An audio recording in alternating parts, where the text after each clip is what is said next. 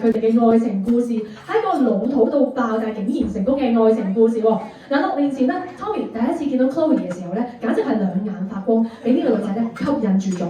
但係佢都冇即時出擊喎，好謙厚，等咗1個月咧先至去出擊㗎。嗱，當時嘅情形係咁嘅，咁佢就送 Chloe 翻工啊。去到公司門口嘅時候，佢就話：伸隻手出嚟，我有啲嘢俾你。咁Chloe 就諗住，我有啲嘢要接，就伸咗隻手出嚟啦。結果 Tommy 一下子就拖住咗佢隻手。陳思穎當然係唔識得反應啦。尷尬咁就入咗公司啦。Tommy 就心諗：哎呀，大鑊啦！今次出事啦！邊個知道竟然呢個老土嘅拖手大法咧又成功啦！Tommy 哥咧有啲料到喎，係咪啊？係咪有啲料到？俾啲掌聲嚟聽下。